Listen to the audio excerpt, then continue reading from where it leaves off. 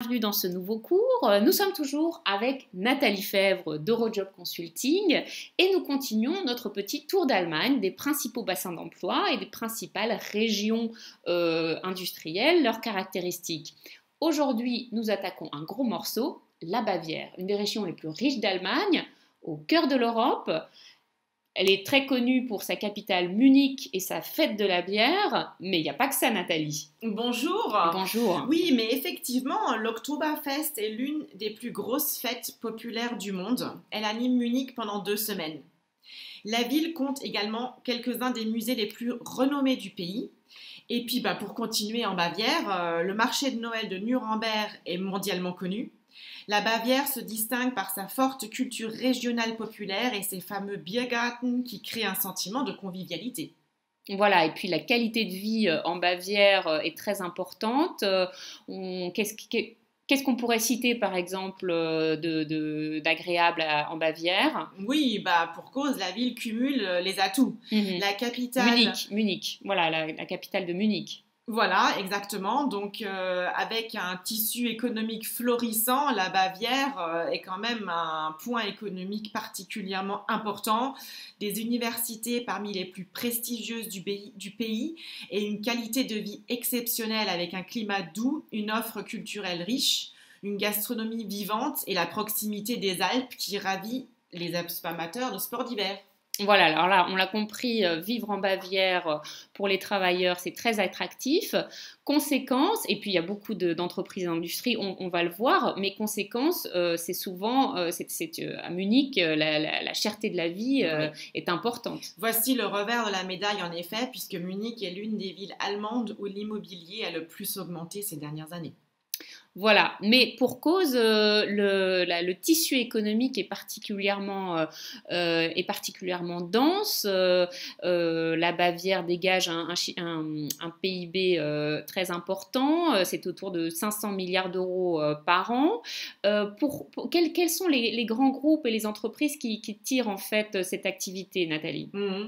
À Munich sont implantés entre autres le groupe Siemens et le constructeur automobile BMW, qui attire forcément des centaines de sous-traitants industriels spécialisés dans le haut de gamme.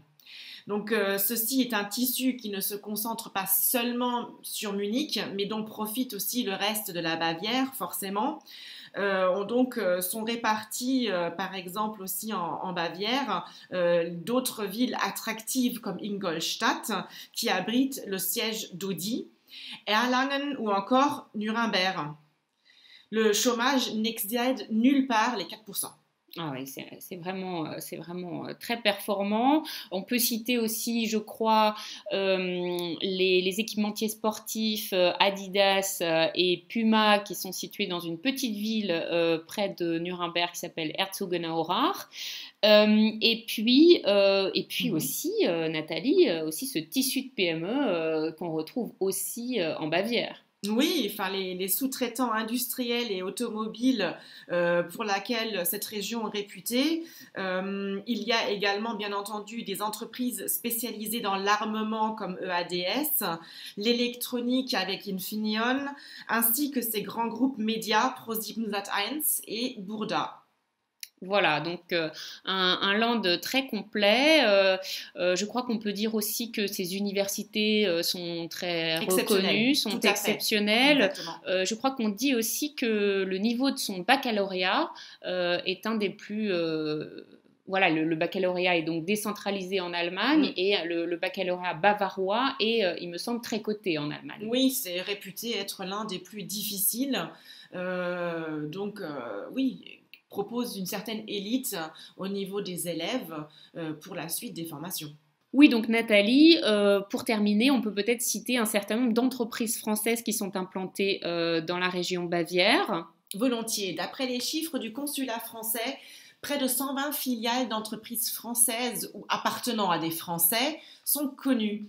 Il y a 170 implantations en Bavière, donc implantations généralement anciennes qui se répartissent entre activités industrielles classiques où domine donc l'automobile, on l'a vu, les commerces et les services.